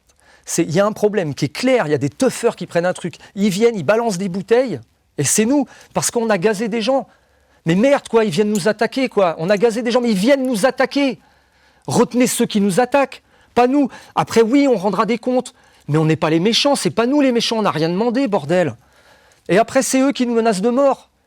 Mais ils sont sérieux ou quoi ? Moi, j'ai menacé personne de mort, moi. J'ai insulté personne, j'ai même pas fait de doigt d'honneur comme disant « je ne fais pas ça, moi, c'est pas ça mon truc, moi ». Voilà. Donc voilà, c'est désolé pour ce petit passage, Eric, désolé. Non, mais c'est même très intéressant. J'ai fait 4 jours de plateau, j'ai pas arrêté, j'ai enchaîné les heures, on dort 2 heures par nuit. Là, c'est ce qui nous arrive. On n'a pas mangé depuis plusieurs jours avec ma femme, donc parfois ça craque. Et quand ça craque, je dis les choses. Voilà, je suis désolé. Et on vous sent, et on sent qu'on est démunis dans des cas comme celui-là. C'est-à-dire que ce qui est incroyable, c'est que ce soit vous aujourd'hui qu'on arriviez justement à peut-être devoir un jour peut-être vous défendre vous-même, quoi. Non mais là vous ne vous sentez pas du tout soutenu. Mais pas du tout. En fait, tout s'accable. C'est-à-dire qu'il y a d'un côté... Vous êtes non seulement devenu l'agressé, l'agresseur. On est les méchants, en fait, toute mon équipe. Hein. On est tous des méchants. On est ceux qui les avons quasiment emmerdés. En fait, on a provoqué, quasiment, c'est nous qui avons provoqué. En plus, on se tape tous les contrôles dans l'établissement. Donc là, faut tout... on se tape tout, en fait. Les auditions, en fait, et eux, il n'y a rien. Zéro. Il n'y a rien pour le moment. Alors que nous, dans le vif du sujet, où on a une entreprise à faire tenir avec 50 salariés, nous, on subit tous les pires trucs. Voilà. Est-ce que c'est normal Peut-être que ça pourrait se faire dans le temps, peut-être que pour que tout retombe, que tout redescende, parce que tout le monde cérébralement a besoin. Je suis désolé, moi j'ai appelé la femme tout à l'heure du gérant qui va mal, de Sébastien, parce que même moi j'avais besoin de la réconforter, lui dire on est là, on y va, quoi. Parce que même elle en peut plus, tout le monde craque en fait, quoi. Alors que tout le monde dit la même chose, mais on n'y peut rien, on n'a rien demandé, bordel. Ça, c'est l'histoire des Français. Parce qu'à n'importe qui, demain, ça peut arriver, c'est pas une entreprise, mais ça peut arriver dehors, ça peut arriver avec ta voiture, il t'arrive un truc, tout te tombe dessus parce que tu as voulu te défendre, et qu'en fait, finalement... C'est pour ça qu'on s'identifie à vous, à ce qui vous arrive. En fait, demain, c'est n'importe qui peut vivre ce qu'on vit. Tout le monde. Et c'est ce que j'annonce dans le livre, puisque ça fait 1 an qu'on l'écrit avec mon éditeur et puis Jean-Luc, et que plus j'écrivais et plus je lui disais, mais en fait, c'est la vie de tout le monde. Et en fait, on va vers des drames, parce qu'en fait, on n'est plus aidé, plus protégé. C'est quand j'appelle la police et que je leur dis « venez m'aider », putain, mais ils ne sont pas venus. Et ils étaient à 100 mètres. Vous savez ce que c'est que 100 mètres? Est-ce que vous savez ce que c'est que 100 mètres? Ils étaient à 100 mètres, ils ne sont pas venus, bordel. Alors on a fait ce qu'on a pu, voilà. Et aujourd'hui, c'est nous qu'on menace de mort. J'avais la police à 100 mètres. Voilà, c'est ça qui... J'en peux plus. Et si j'osais, ça amène presque au sujet de la légitime défense. C'est-à-dire que si un jour... Parce que évidemment, je ne vous souhaite pas, mais voilà, ça veut dire que l'étape d'après, c'est quoi? C'est de se défendre soi-même. Mais l'étape d'après, c'est ça. C'est qu'en fait, mais qui viennent, en fait. Et de risquer d'être vous-même attaqué et mais j'irai en prison. Moi, si je vous jamais, le dis. Eric, je vous le dis. S'il s'approche de quelqu'un de chez moi, s'il s'approche ou qu'il touche à un de mes clients, j'irai en prison. Ah, je vous le dis, j'irai en prison. Je ne vais pas attendre autre chose, j'irai en prison. Mais je sais pourquoi j'irai en prison. Je protège le clan. Que les gens comprennent bien, je protège le clan. Et je suis prêt à aller en prison pour protéger le clan. N'importe quel clan. Que quelqu'un touche à un de mes clients quand il vient à la boîte, de l'ultra-gauche et d'Union Pirate, qu'il y en a un qui touche à un de mes clients, j'irai en prison. Mais mon client n'aura absolument rien. C'est clair ? Putain, je suis retombé. Non, mais écoutez, on la comprend tout à fait, votre émotion. Et je pense que vous parlez pour beaucoup de Français qui sont tabous. Je dois me mettre devant des mecs, même tout seul. Ils ne toucheront pas à mes clients, c'est clair. Non, mais je pense que vous parlez pour un nombre de Français qui sont tabous et qui sont justement prêts à passer le cap de quelque chose qui peut être beaucoup plus grave. Et en effet, ce qui est incroyable, c'est que, vous l'avez dit, et encore une fois, moi je vous soutiens tout à fait, parce que je connais beaucoup de gens qui sont dans un état de sensibilité et de ras-le-bol qui est incommensurable. Et je pense que les politiques qui nous dirigent ne mesurent pas eux-mêmes dans les lambris, dans les salons dorés des ministères, l'état de ras-le-bol de certains Français face à l'insécurité. Est-ce que, justement, suite à ce qui s'est passé, pourquoi, après tout, finalement, il n'y aurait aucun mal à ça? Est-ce que vous ne pourriez pas vous envisager dans une autre posture que celle que vous avez, certes, passer dans un rôle peut-être de politique, de passer dans un... Vous êtes quand même, malgré tout, et c'est ça qui était intéressant, c'était de relever que vous êtes issu justement d'une famille qui a des origines diverses, donc l'accusation de fascisme d'extrême droite, elle est tellement... Enfin, je veux dire, moi je la reçois tous les jours, donc je veux dire, ça m'atteint. Ça me fait rien, je m'en fous. Non, mais est-ce que vous ne pensez pas qu'on est dans un monde qui en effet, y compris en France, ne tourne plus rond, quoi. Voilà, de vous traiter de raciste, il n'y a rien qui va. Il n'y a plus rien qui va. Il n'y a personne qui va dire. De facho, c'est lunaire, quoi. Moi, je vous connais pas beaucoup, mais le peu que je connais, ce que vous avez décrit, vous travaillez avec des gens de toutes les origines, de toutes les communautés. Ceux qui liront le livre comprendront. Voilà. En fait, tous les journalistes qui m'ont dit qu'ils avaient lu le livre intégralement m'ont dit tous la même chose. C'est incroyable. En fait, vous êtes le mec qui est en train de vendre du multiculturel et qui a compris comment le faire, en fait. Et tant qu'on n'aura pas compris, voilà, en fait, c'est facile de faire du multiculturel. C'est pas incroyable, mais c'est facile. Sauf qu'il n'y a personne qui a le courage de le faire, en fait. Voilà, c'est tout. Et vous parlez de courage, mais finalement, c'est extrêmement courageux de faire le métier que vous exercez, en ayant une famille aussi, puisque vous avez, on ne va pas donner d'infos là-dessus, mais voilà, vous avez des proches, évidemment. Donc ces métiers-là, est-ce qu'on peut encore les faire, finalement, quand on a des enfants, quand on a une famille, qu'on a des proches? Je ne sais pas, vos proches, justement, ils ne vous disent pas, mais arrête, lâche. Si, tous les jours. Ils me disent, il faut qu'on arrête, en fait. Ça ne sert à rien. Et ça, c'est l'étape peut-être même avant. Il faut qu'on parte, il faut qu'on aille dans une autre ville. Ah ben non, si je dois arrêter, je vais ailleurs. Hein. Ça veut dire que même vous, à Rennes, C'est ça qui est fou. C'est même pas... quand ils me croisent, si vous voulez... En général, le courage, il n'est pas vraiment... sur les réseaux, c'est facile de menacer. 3-4, ils vont pas être assez. Pourquoi ils sont venus à 200 ? C'est pour donner l'ampleur, en fait. Pourquoi ils étaient là à 150-200 ? C'est qu'ils savaient que si c'était à 5-6, ça allait être impossible. Ils se sont dit, à 200, on va y arriver. À 200, on va leur plier la boîte, tiens. C'est ce qu'ils se sont dit, il ne faut pas rêver, c'est des calculateurs. C'est encore des histoires de guérilla, encore des histoires de clans. Quand je raconte souvent, avant les clans, c'était un village contre un village, parce que c'était à 300 mètres. Là, ils ont fait le même jeu. Je sais que c'est une question de territoire. Ils n'aiment pas que je sois sur un territoire comme ça et que je suis ce que je suis. Ils détestent exactement ce que je suis. Un mec avec des origines croates, je suis tout ce qu'ils détestent. Et qui vend du multiculturel et qui en plus, il y a plus rien qui marche pas. Et que moi, je parle jamais des musulmans, je les attaque jamais moi. Ça m'intéresse pas parce qu'au contraire, je dis que les religions sauvent. Ça surprend tout le temps, mais je dis les religions sauvent. Ce qu'on a raté avec nos jeunes, c'est que ce sont pas des vrais religieux. Je parle de tous nos religieux. D'accord ? Et que dans les quartiers, le problème, c'est que nos jeunes de 14-15 ans, les parents n'ont pas réussi à les tenir avec la religion et l'éducation. Ils ont raté. Et l'éducation et la religion, les deux, l'humanité entière en a eu besoin à un moment donné parce on s'en est rendu compte que si on ne croyait pas en quelque chose avec un livre écrit où on nous donne les règles, je dis souvent, en tant que manager, je dis à ceux qui ont des équipes à tenir, je dis, ce qui n'est pas écrit n'est pas fait. Ce qui n'est pas écrit n'est pas fait. Eh ben en fait, que ce soit la Bible, que ce soit le Coran, c'est parce que les humains, il y a quelques milliers d'années, ont compris que quand c'était pas écrit, c'était pas fait. C'est juste ça, en fait. Ça marche pareil dans la vie. C'est-à-dire que si les jeunes de 14-15 ans, ils n'ont pas bien lu ce qui était écrit pour dire « ça, c'est la ligne rouge, ça, c'est la ligne blanche. Si tu passes la ligne rouge, c'est pas bien. Et si tu es trop loin dans le rouge, on va t'isoler. Le reste du clan va plus vouloir de toi. » C'est ça le résultat de toutes nos religions, en fait. C'est bête et stupide, mais ça nous a permis de survivre, en fait. Parce qu'on a fait attention au clan. Voilà. Et peu importe la religion, je m'en fous. C'est pour ça que souvent on me dit, tu dis jamais que les musulmans, mais vous croyez vraiment quand je les interpelle à l'entrée de la boîte, tout le monde connaît mon explication quand je dis hop, il n'y a pas de wesh et il n'y a pas de walla devant une discothèque. Il n'y a pas un vrai musulman qui me critique. Hein. Au contraire, ils me disent tous, t'as raison. C'est un lieu qui vend de l'alcool. Dans leurs livres, c'est marqué. Moi, j'ai jamais bu d'alcool de ma vie. Ceux qui liront le livre comprendront pourquoi.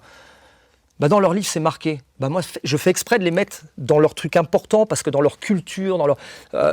oui, la plupart sont nés en France, mais malgré tout, ils ont des gènes. Faut pas en vouloir. Je sais qu'il y a des gens, ils haïssent les Arabes. Il y en a en France. Moi, j'ai plein de messages, moi. Ils haïssent les Arabes. Ce que j'essaie de faire comprendre, ne les haïssez pas.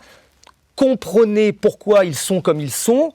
N'excusons pas quand ça déconne et peu importe les origines, parce que les pays de l'Est, on est pas mal aussi. Hein. J'allais dire... en termes de violence, en termes d'action. Hein. Moi, je suis le premier à dire attention. Moi, je sais comment on est, en fait. Je sais comment génétiquement on est programmé.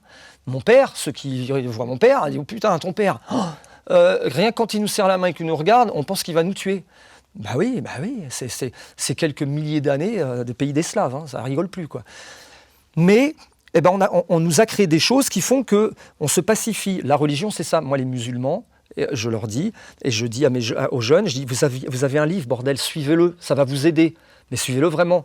Wesh, voilà, Dieu, ils ne sont jamais allés prier, hein. C'est sûr. En fait, voilà, ils font le ramadan, ça va durer 3 jours, et puis au bout de 10 jours, je les trouve devant la boîte, le Yarl, tu nous laisses rentrer, le week-end dernier, pour vous dire à quel point...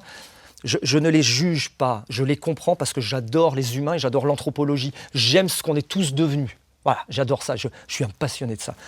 Par contre, je sais que pour qu'on survive tous ensemble, il faut qu'on respecte ce qui a fait notre culture, tous. Moi, je ne veux pas changer toute la culture des musulmans, moi. Ça ne m'intéresse pas. Par contre, je veux que les musulmans comprennent qu'ils doivent s'organiser dans un groupe où il y a plus de chrétiens, il y a plus de catholiques, où il y a plein d'athées. Je crois qu'on est majoritaire, les athées, je crois. Hein.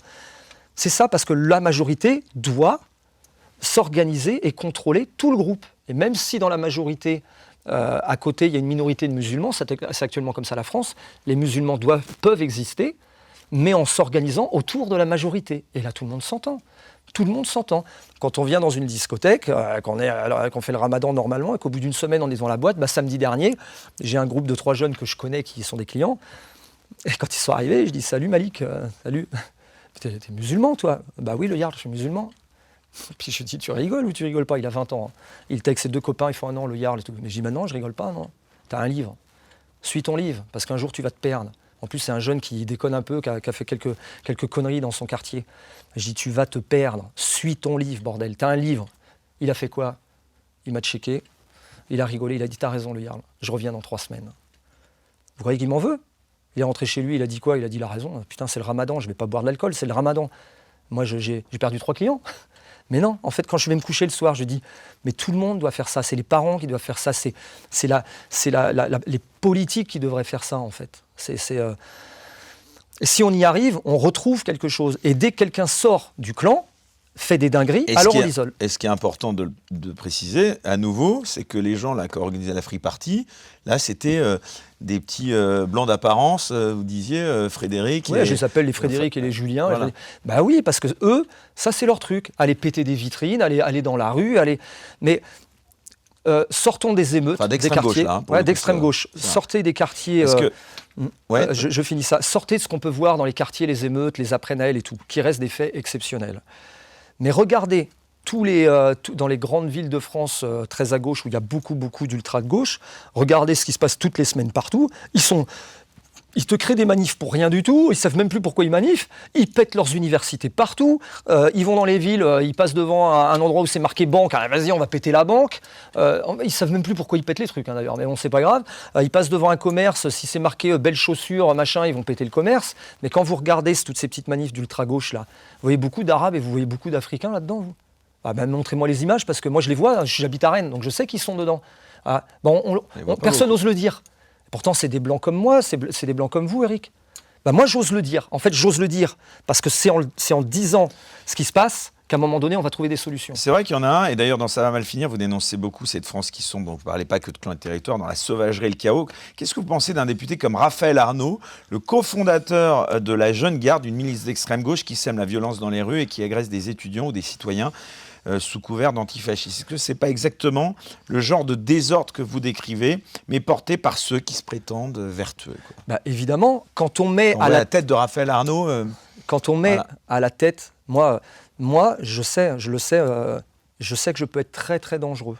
Parce qu'en fait, si je vrille et que j'attrape quelqu'un, si je ne me contrôle pas, je peux être quelqu'un de dangereux. Un mec comme Raphaël Arnaud, il ne se contrôle pas, il n'en a rien à foutre. Il y va. C'est un petit jeune, je vais le défoncer. Allez, on est 5-6 avec notre bande, on y va. La preuve, c'est qu'il a eu des condamnations pour ce genre de violence. On a mis à la tête du pays ce genre de mec. Enfin, pas encore à la tête du pays. Non, mais à la tête. Mais les députés font partie de ceux qui organisent notre pays. La France insoumise. Ouais. Voilà, mais comment ça se fait que même un parti politique a accepté ça? Moi, la France insoumise, je veux bien qu'elle existe. Mais à un moment donné, au moins ceux qui sont en haut, il faut peut-être faire gaffe quand même. À un moment donné, on a un peu de droit de regard parce que c'est quand même ceux qui doivent organiser le clan. Mais quand le clan, majoritairement, ne veut plus être géré par ceux-là, ils ont peut-être un peu le droit quand même. Moi, j'ai pas envie, quand je paye mes impôts, ça me fait chier en fait de me dire qu'une partie de mes impôts vont payer un mec comme ça. Là, ça m'emmerde. Je dis, non, c'est pas normal, j'ai pas envie de payer un mec comme ça. Si t'as pas le choix, vas-y, paye. Il a été élu en plus. Des fois, quand on voit les endroits où ils ont fait 7000 voix, 7000 ou 8000, et puis qu'ils finissent députés. Tu dis, en fait, c'est une pâquerette, et puis en fait, ils arrivent en haut. Et eux, ils vont faire, on va faire les malins, on va dire comment ça va se passer, on fout le bordel dans une assemblée, en permanence le chaos. Voilà ce qui se passe, ça va mal finir, parce que ça ne va pas être accepté encore des décennies comme ça. Bruno Retailleau, j'aimerais bien qu'on en reparle un peu quand même, parce que tout à l'heure vous avez un peu esquivé. Non, j'esquive pas. Vous avez échangé avec lui? Oui, on s'est vu à une réunion à Rennes. On n'a pas rééchangé ensemble. Après des fusillades sur fond de trafic de drogue, Est-ce que vous avez été entendu ou pas? Non, pas pour ça, mais sur d'autres sujets. En fait, on m'a appelé, des sénateurs, sénatrices m'ont appelé après. C'était une promesse de Bruno Retailleau, il a respecté sa promesse et ils m'ont laissé de quoi parler parce qu'ils organisent justement des changements de réglementation. Enfin, en tout cas, ils essayent d'avoir des projets là-dessus. Et ce qu'il y a de marrant d'ailleurs, c'est dans ces changements de réglementation, j'ai vraiment parlé de la lacrymo et l'utilisation dans les discothèques, où c'était urgent de changer la réglementation. Mais je peux parler de Bruno Retailleau parce qu'on m'a vu en photo avec lui, puis ça revient tout le temps. Je suis quelqu'un qui, vous voyez, je suis un passionné de ce que je fais, de ce que je raconte. Je suis dans l'émotion souvent, parce que je crois en ce que je pense, mais j'ai vu un homme, je l'ai vu pendant 2 heures parler. Je pense que je ne me trompe pas, je pense que c'est vraiment un mec honnête. Lui, il essaye, il voit ce qui se passe. Il n'a aucun pouvoir, il ne peut rien faire, mais je pense qu'il a vraiment compris ce qui se passait. Et je ne pense pas me tromper. Je l'ai vu, je lui ai serré la main. Vous savez, quand on fait 30 ans le boulot que je fais, quand je serre une main et que je regarde les gens, je sais à qui j'ai affaire. toujours. Et je me trompe pas, alors mais jamais. Je crois que je me suis jamais trompé. Je sers, je te regarde et je sais à qui j'ai affaire. Bruno Retailleau, il m'a serré la main, on s'est regardé. Il y a un blanc qui dure 2 secondes. Hein. Quand j'ai relâché la main, j'ai dit « Putain, lui, il sait, là, il sait. » Mais le problème, c'est qu'il ne peut rien faire. Il lui manque un truc essentiel. Un Bruno Retailleau, s'il veut sauver la France, il va falloir qu'il accepte que tous les autres vont sauter. Tout le monde. Il faut que celui qui soit en haut, il fasse sauter tout le monde. Alors c'est horrible, mais c'est comme ça. Parce que ça ne marche plus. Notre système ne marche plus. Le Conseil constitutionnel, le Sénat, nos juges, il n'y a plus rien qui marche. Alors il n'aura pas, c'est impossible qu'il ait ce courage-là. Même s'il sait, il a compris, Bruno Retailleau. Je l'ai vu qu'il a compris. Quand il a parlé, je l'ai vu qu'il a compris. Mais il n'a aucun pouvoir là-dessus, parce qu'en fait, il n'osera jamais dire à tout le monde « si je suis en haut, je vais tout péter ». Voilà. Donc il faut qu'on trouve quelqu'un, je ne sais pas qui, mais il faut qu'on trouve quelqu'un qui va être un sauveur, vraiment, c'est un sauveur, et qui va dire... Marine Le Pen, Jordan Bardella, non, pas de contact avec eux? Non, j'ai aucun contact avec eux, aucun. Ça paraît incroyable. Tout incroyable. Du Rassemblement National, personne ne vous a contacté? Il y a de temps en temps, j'ai quelques messages sur Twitter très gentils, mais je n'ai pas eu de contact direct au téléphone. Et puis c'est pas grave, en vrai. Moi, en fait, ceux qui me contactent et je suis fermé à personne. En fait, je discute avec les gens, je leur demande toujours de ne pas m'encarter, de ne pas machin, mais je l'ai fait une fois, je l'explique dans le livre, j'ai fait une connerie. Je m'étais mis à Reconquête pour aider un mec qui est venu me voir parce que le pauvre, il ne pouvait pas se présenter, personne ne voulait être avec lui. Et moi, je lui ai dit, t'inquiète, tu mets juste pas mon nom, je fais pas de réunion parce que ça m'intéresse pas. J'ai fait aucune réunion, ça s'est passé en 3 jours. J'ai pris ma carte pour pouvoir être sur la liste, je sais plus comment ça s'appelle, mais j'étais suppléant, voilà, ça s'appelle. J'ai fait aucune réunion. Je n'ai participé à aucun rendez-vous dans Reconquête, j'y suis jamais allé. Là aujourd'hui, quand je regarde les journaux, tout le monde dit un militant Reconquête. Mais vous êtes pas bien, quoi. J'ai juste aidé un mec à pouvoir qu'au moins il soit sur la liste, parce que personne voulait l'être en fait, personne voulait y aller. Et ben ouais, mais il y avait à l'époque 100 000 personnes qui s'étaient inscrits à Reconquête. Ben moi ça m'a parlé. Je me suis dit, il y a des gens qui comptent, il y a des gens qui ont envie d'entendre cette voix, donc il a le droit en fait. Voilà. Alors aujourd'hui, tout le monde dit un militant Reconquête. En fait, qui milite, qui continue, mais moi je suis pas un militant. Vous parlez d'ensauvagement dans Ça va mal finir? Le mot ensauvagement, oui, il est utilisé, j'explique comment ça part. Mais en fait, comment il a infiltré la société, cet ensauvagement? Parce qu'on n'a pas régulé le clan, en fait. Quand les gens, je reviens, quand il n'y a pas eu de punition, quand il n'y a pas eu un arrêt net et précis, ça ne fait que s'accumuler et s'agrandir. C'est facile à comprendre. Dans le livre, je dis une phrase simple. Tout a commencé quand on a accepté qu'on caillasse nos pompiers. Tout a commencé là. Quand dans un clan, on vient caillasser, des membres du clan viennent caillasser ceux qui sont censés nous sauver, alors tout est perdu si on ne réagit pas vite. Tout est perdu. Il s'est passé quoi? Il ne s'est rien passé. Je vous parle de ça il y a quelques années, mais les premières fois où tous ceux de ma génération, qui ont 50, 40 ans, qui ont vécu ça, les premiers pompiers qui sont fait caillasser, mais moi je me suis dit, pourvu que tous partent 3 ans, 4 ans, 5 ans en tôle, tous, si on fait ça, le message va être passé. Mais rien, même pas une garde à vue, même pas une audition. Oh les pauvres jeunes, ah ouais mais vous savez, on va rouvrir une salle de sport qui vont péter dans 3 jours. Et donc, je le dis, comment ça se fait qu'on est arrivé à ça?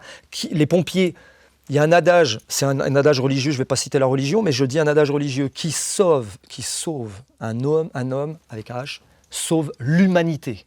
Qui sauve un homme, sauve l'humanité. Mais bordel, nos pompiers, ils sauvent les hommes, avec un H majuscule. Comment des humains peuvent caillasser des pompiers dans leur quartier? Ils sauvent tout le monde en plus, les pompiers par définition. Ils sauvent tout le monde, ils vont sauver leur mère. À ceux qui vont les caillasser là, ceux qui caillassent, ils vont sauver leur mère. Mais comment on est arrivé à une population où on accepte ça? Mais tous, mais même nous, même moi. Je me dis, mais comment on a pu accepter ça, bordel? Maintenant, c'est récurrent, tout le temps, tous les week-ends, tout le temps. Ça passe, c'est devenu la normale. On revient à Rennes un instant. Comment est-ce que vous expliquez justement que des villes comme Rennes, Poitiers, j'en passe, prennent des allures d'Amérique du Sud avec des zones de non-droit, des fusillades à outrance et du trafic de drogue à foison? Parce qu'il faut en parler de ça, finalement. Plus on laisse faire et plus ça continue. Plus on leur laisse du territoire, plus ça continue. En fait, le livre, Eric, c'est pour ça que je pense que les gens qui le lisent hallucinent parce qu'ils ont l'impression de vivre une histoire qui est tous ces produits. Tout est dedans. En fait, le truc de dingue, c'est que tout est question de territoire. Quand on commence par une rue, on accepte. On commence par un secteur où il y a 3 rues, on accepte. Puis on finit par un quartier. Ah bah, ça va être quand on va jusqu'à la France comme ça? On va jusqu'à une grande ville? On fait toute une ville? Pourquoi pas? À Rennes, il y a plus de 40 points de deal, je crois. Il y a eu deux endroits de points de deal l'hiver dernier qui ont été mis en vente sur Snapchat avec plusieurs millions d'euros. Il y a eu des interpellations. Il y a eu quoi en fait? Il y a eu des condamnations visibles. Bon non, il y a des types qui peuvent mettre des points de deal. Mais comment vous expliquez justement que les jeunes d'aujourd'hui, ils aient plus peur de l'autorité, que ce soit dans la rue, devant une boîte de nuit ou encore dans un cadre même scolaire? Les jeunes, ils ont plus peur, quoi. Ils ont plus peur parce que la police ne peut plus rien faire. Ceux qui sont censés protéger la majorité du clan qui attendent la sécurité, ils ne peuvent plus le faire. Quand la police, elle est à 100 mètres de la discothèque, d'accord, et qu'on lui dit « venez nous aider », il nous caillasse. C'est interdit de caillasser. Il nous envoie des bouteilles, pardon, je ne veux pas dire caillasser, il nous envoie des bouteilles de verre. « Venez nous aider ». On n'a pas eu la police, elle n'est pas venue nous aider. Ils pensent quoi eux? On va continuer. D'ailleurs, ça a duré 1 heure. Et puis en plus, ils sont tellement sûrs d'eux qu'en plus, eux-mêmes s'en vantent. Et puis sont là, ouais, les méchants, les salauds, c'est nous, en fait. C'est-à-dire qu'ils sont tellement sûrs d'eux, ils n'auront rien, et puis ils ont raison, ils peuvent être sûrs d'eux, ils n'auront rien. Nous, on va avoir, mais eux, ils n'auront rien. Voilà. Donc il faut que ça s'arrête. Il faut qu'il y ait un mec qui dise stop à un moment donné, à tout ça, quoi. Tout ça. Parce qu'en fait, hier, c'était d'autres, aujourd'hui, c'est nous, demain, ce sera d'autres. Jusqu'à quand on accepte? Voilà. C'est ça la question. Puis là, on parle des pompiers. Pour revenir à ces meurtres, je n'ai même pas de mots pour les décrire. Dans quelle mesure les meurtres de Lola, Thomas, Philippe Inouï sont devenus des symboles d'un pays à la dérive, d'après vous? Parce que plus on avance dans le temps, plus les jours passent, chaque jour qui passe, on est de plus en plus à être dans le camp de la majorité qui en ont ras-le-bol. Donc de plus en plus de gens, mais il n'y a pas une journée où on ne grandit pas. Je ne sais pas si les gens de l'ultra-gauche s'en rendent compte là, mais moi je m'en rends compte. Je vais vous dire pourquoi. C'est que moi je côtoie des gens, j'en côtoie 150 000 par an. C'est beaucoup 150 000 par an. Moi avec la boîte, oui c'est ça, puisque j'en fais 3 000 par week-end. Mais il y a beaucoup de journalistes comme Patrick Cohen qui relativisent, qui disent que c'est des faits divers au lieu de crimes ciblés, là en l'occurrence. Il est complètement déconnecté de la réalité. Il faut qu'il sorte un peu plus de son quartier bon chic, bon genre. Il faut qu'il aille voir la vraie vie. Et il va voir que même dans les quartiers, les mamans en ont ras-le-bol. Vraiment. Mais j'ai des messages, moi, toutes les semaines, elles en ont marre. Parce qu'elles le disent. Elles en ont marre. J'ai dit tout à l'heure, quand je suis rentré dans le taxi, j'en ai parlé du taxi tout à l'heure, il en a marre le mec. Pourtant, c'est un maghrébin. Il a 40 balais, il a 2 enfants. Il en a marre. Il veut qu'il y ait quelque chose. Et ce qu'il y a de marrant, on peut y aller là encore dans les questions de territoire. Quand on parle dans les quartiers, parfois où ça déconne, avec des gens d'origine maghrébine ou des Africains, on le voit sur les vidéos, on voit à qui on a affaire. Parce que évidemment, tout le monde a été à Rennes, là, mon papa où il habite, il y a plein de gens de pays de l'Est. C'est comme ça, parce qu'à l'époque, quand on se mettait, c'était des gens qui étaient tous ensemble. Mais vous croyez quoi en fait? Vous croyez que 100% des gens qui habitent dans les quartiers sont d'accord avec ce qui se passe dans la rue, avec les dealers qui traînent, les coups de couteau dans la gorge? Mais vous êtes sérieux encore une fois? La majorité des gens des quartiers en ont ras-le-bol. Eux aussi, ils voudraient que ça s'arrête. Ils voudraient que quand les mecs, on les attrape en bas de l'immeuble, ils les revoient plus devant en fait. C'est ça, ils voudraient. Mais en fait, c'est pas le cas. C'est-à-dire que même quand ils appellent la police, quand ils viennent, pourvu que personne sache que c'est eux qui ont appelé la police, parce que je vous dis même pas, c'est fini pour eux dans le quartier. Ils peuvent plus y vivre. Il n'y a personne pour arrêter ça. Ça continue. Qu'est-ce que vous dites quand même à ces bien-pensants qui nient l'existence de ce que vous décrivez? Il y en a plein. Il y en a plein. Je les invite à venir avec moi. Je vais leur montrer, moi. Je vais leur montrer la vraie vie. Venez avec moi, je vais vous montrer. Pas avec un truc organisé ou prévu à l'avance, avec les policiers qui ont nettoyé tout l'endroit. Voilà. Venez avec moi. Moi, les dealers, je les côtoie. Je l'explique dans mon livre, je le montre dans mes vidéos. Moi, les gros dealers rennais, il y en a, ils m'embrassent sur le front. D'accord? Ils ne me font pas de mal, hein. On s'écoute, on se respecte. Ils savent qui je suis, je sais ce qu'ils font. C'est comme ça. Mais moi, je ne suis pas policier, je ne suis pas juge. À un moment donné, il va peut-être falloir aller voir ce qui se passe vraiment, leur montrer voilà comment ça se passe et comment on va faire pour gérer le problème. Mais non, en fait, quand ils y vont, il n'y a déjà plus personne. On nettoie les endroits.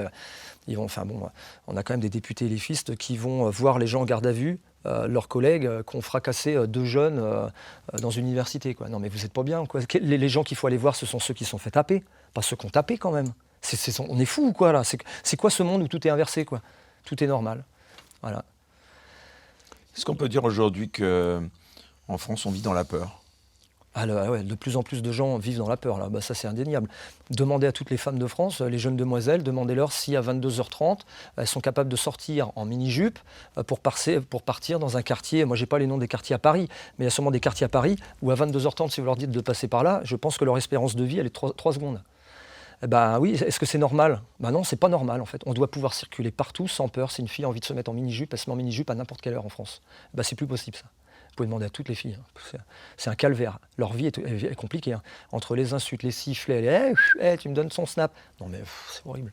Moi j'ai 2 filles, je sais de quoi je parle. Hein. Une de 25, une de 18. Je peux écrire un livre si vous voulez. Sur les dont deux. Une qui se défend d'ailleurs. Ouais, les deux savent se défendre. Une plus que l'autre, parce qu'elle a vraiment été, elle a combattu et tout vraiment en MMA. Donc oui, mais les deux sont. Dans ma famille, on est tous des pratiquants de sport de combat. Est-ce qu'on ne devra pas un jour, on arriver à ce qui est hallucinant, ça devrait être la société qui devrait nous défendre. Est-ce qu'on ne devrait pas en arriver à devoir, comme aux États-Unis, il n'y a pas encore le port d'armes autorisé en France, mais est-ce que c'est pas ça la prochaine étape? Vous seriez pour une société comme celle-là, avec un port d'armes autorisé?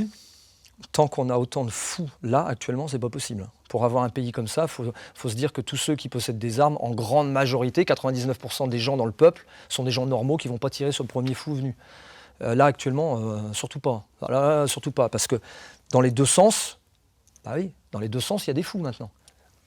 L'extrême droite, et puis l'extrême gauche. Parce qu'il y en a qui en ont tellement marre de l'autre côté aussi, que les mecs, des fois, moi je vois des propos sur les réseaux, sur les miens, parce que les mecs m'écrivent, des fois je me dis, ça va loin, quoi. Je vais le dire, ça c'est encore choqué, mais même si là, en ce moment, c'est eux qui foutent le bordel, qui cassent, ils cassent les trucs, ils foutent le bordel, ils mettent la pression à tout le monde, l'ultra-gauche veut faire les malins.